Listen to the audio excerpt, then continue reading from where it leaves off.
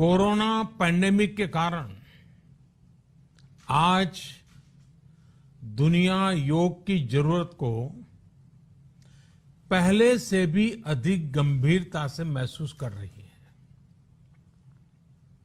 अगर हमारी immunity strong हो तो हमें इस बीमारी को हराने में बहुत मदद मिलती है।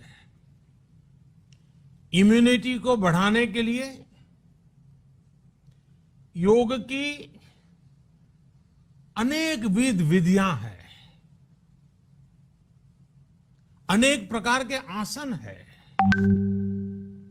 वो आसन ऐसे हैं जो हमारे शरीर की स्ट्रेंथ को बढ़ाते हैं, हमारे मेटाबॉलिज्म उसको शक्तिशाली करते हैं।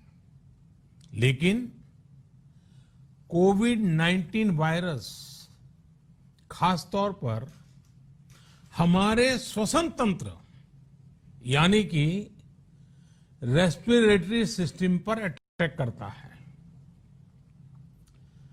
हमारे रेस्पिरेटरी सिस्टम को स्ट्रांग करने में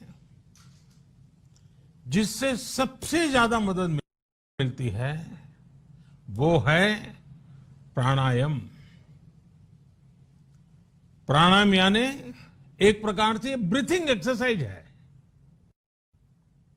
सामान्य तौर पर अनुलोम विलोम प्राणायाम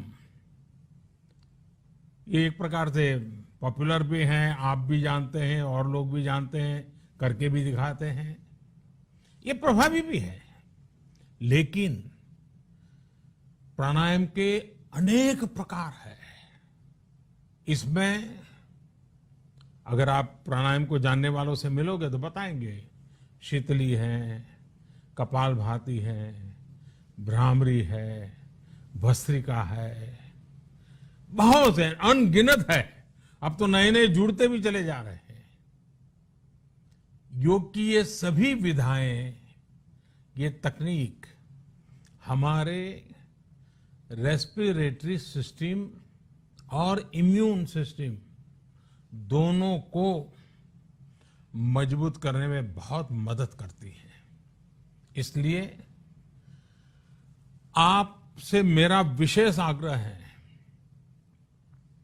आप आसन करते हो, एक्सरसाइज करते हो, जो भी करते हो जरूर करें, लेकिन आप प्राणायाम को अपने डेली अभ्यास में जरूर शामिल करिए। और अनुलोम विलोम के साथ ही अनेक जो प्राणायाम की टेक्निक्स हैं उसे भी सीखिए, उसको सिद्ध कीजिए। योग की इन पद्धतियों का लाभ बड़ी संख्या में आज पूरी दुनिया में ये कोरोना वायरस से ग्रसित जो लोग हैं, वो पेशेंट उसका लाभ ले भी रहे हैं। योग की ताकत से उन्हें इस बीमारी को हराने में मदद मिल रही है। साथियों, योग से हमें वो आत्मविश्वास और मनोबल भी मिलता है जिससे हम संकटों से जूझ सकें और जीत सकें। योग से हमें शांति मिलती है, मानसिक शांति मिलती है, संयम और सहन शक्ति भी मिलती है। स्वामी विवेकानंद जी कहा करते थे, एक आदर्श व्यक्ति वो है जो नितांत निर्जन में भी क्रियाशील रहता है और अत्यधिक गतिशील में भी संपूर्ण शांति का अनुभव करता है। किसी भी व्यक्ति के लिए एक बहुत बड़ी क्षमता होती है, जब बहुत ज्यादा विपरीत परिस्थिति हो तब भी एक्टिव रहना, थककर हार न मानना, बैलेंस रहना, ये सारी चीजें योग के माध्यम से हमारे जीवन में स्थान प्राप्त करती हैं, हमारे जीवन को बदल देती है, ताकत देती है। और इसलिए आपने भी देखा होगा, महसूस किया होगा, योग का साधक कभी संकट में धैर्य नहीं खोता है।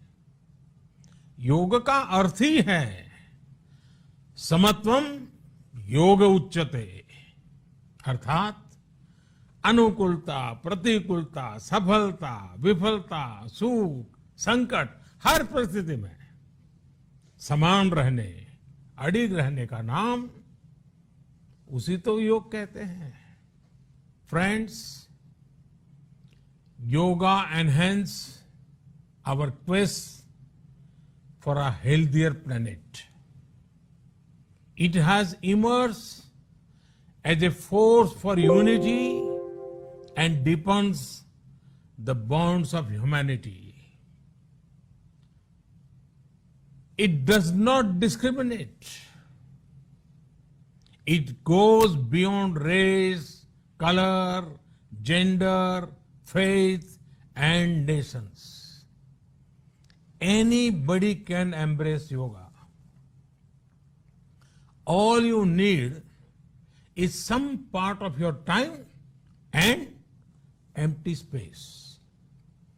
Yoga is giving us not only the physical strength, but also mental balance and emotional stability to confidently negotiate the challenges before us. Friends, if we can fine-tune our course of health and hope, the day is not far away when world will witness the success of healthy and happy humanity. Yoga can definitely help us make this happen. साथियों, जब हम योग के माध्यम से समस्याओं के समाधान की बात कर रहे हैं, दुनिया के कल्याण की बात कर रहे हैं, तो मैं योगेश्वर कृष्ण के कर्मयोग का भी आपको पुनः स्मरण करना चाहता हूं। गीता में भगवान कृष्ण ने योग की व्याख्या करते हुए कहा है, योगः कर्मसु कौशलम, अर्थात कर्म की कुशलता ही योग है। Efficiency in action is yoga. ये मंत्र सदा सर्वदा हमें सिखाता है कि योग के द्वारा जीवन में अधिक योग्य बनने की क्षमता पैदा होती है। अगर हम अपना काम अनुशासन से करते हैं, अपना दायित्व निभाते हैं, तो भी एक तरह का योग ही है। साथियों, कर्मयोग का एक विस्तार और है। हमारे यहां कहा गया है, युक्त आहार विहारस्य युक्त चेष्टस्य कर्मसु युक्त स्वप्नावबोधस्य योगो भवति दुखा, अर्थात सही खान पान, सही ढंग से खेलकूद, सोने जागने की सही आदतें और अपने काम, अपनी ड्यूटीज को सही ढंग से करना ही योग है। इसी कर्मयोग से हमें सभी तकलीफों और समस्याओं का समाधान मिलता है। इतना ही नहीं, हमारे यहां निष्काम कर्म को बिना किसी स्वार्थ के सभी का उपकार करने की भावना को भी